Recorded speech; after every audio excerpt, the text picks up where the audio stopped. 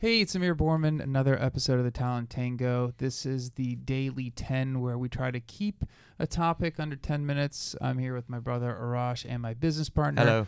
And today's topic, something probably everyone struggles with and tries to, there's about 1 million books written on it, so we're not going to talk about that. But we want to talk about productivity and how we personally go about structuring our day. And I think what we've kind of realized is no matter who you are, you're always trying to find a better mousetrap in this kind of area of productivity and efficiency. Yeah, I mean, I guess even if you're organized or unorganized, however your personality is, you obviously want to maximize whatever you're doing when you're doing it. So there's a lot of strategies. I'm definitely the very organized one between us.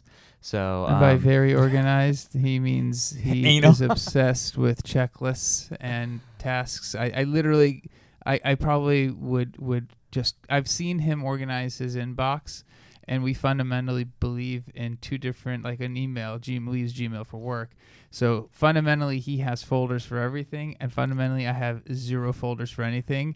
And I'm like, I believe in the power of Gmail search, and he's, I believe in the power of me putting in a damn folder to find it later. No, I mean, Google search is extraordinary. I guess I'm a little obsessive, but, you know, to each their own in that capacity. But I think the key is in being productive is also knowing kind of your strengths and weaknesses, right? As a person, as your personality and whatever the case is. So I'm very logical. So for me, it's a matter of making sure that one, visually, I see that, whether that's on paper, through the CRM, in my calendar, whatever the case is. So I just know when I go in the morning, what the day is going to look like, right?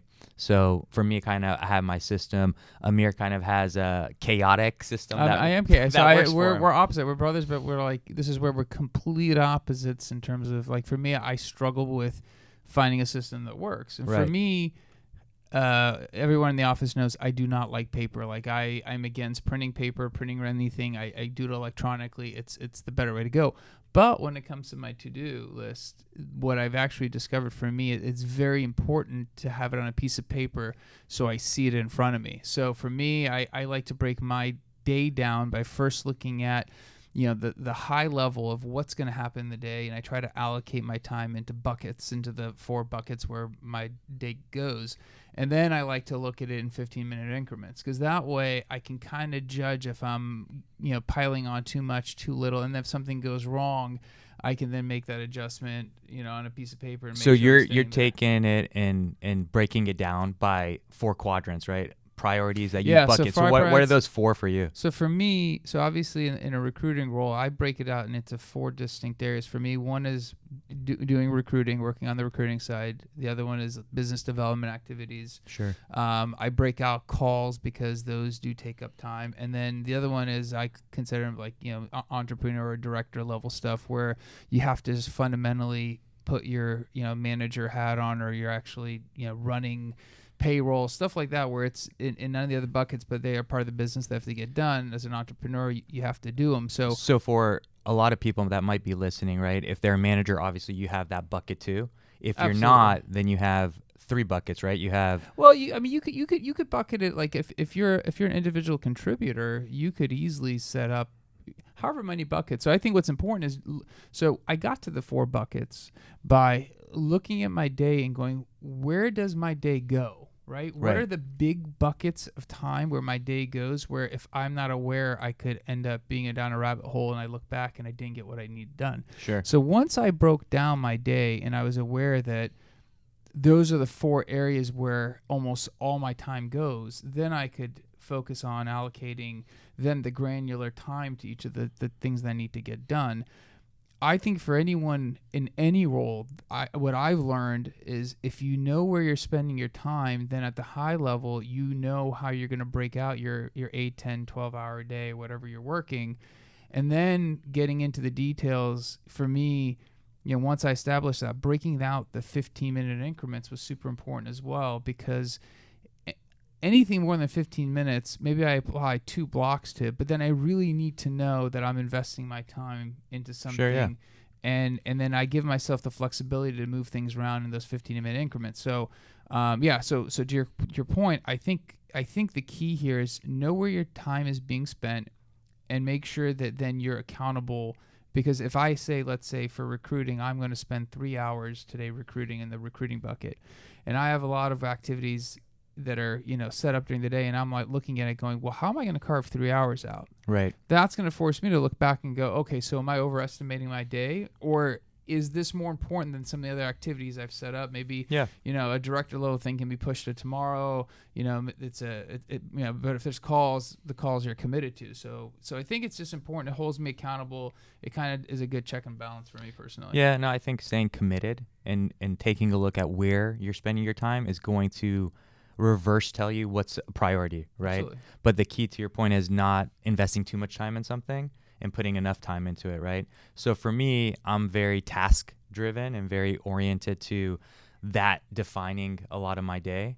So for me, it's knowing that what I'm doing right now specifically has a purpose in place. So what I tend to do is at the end of the day, if there are key things that I know this must get done tomorrow, then that goes to the top of my list, right? And so it's a revolving list. It's evergreen. So that list then becomes my new list for tomorrow. Mm-hmm. And now I have top 5 things that must get done. And those are in priority. Obviously, fires come up, different things come up. And if I got to move something around, then I adjust.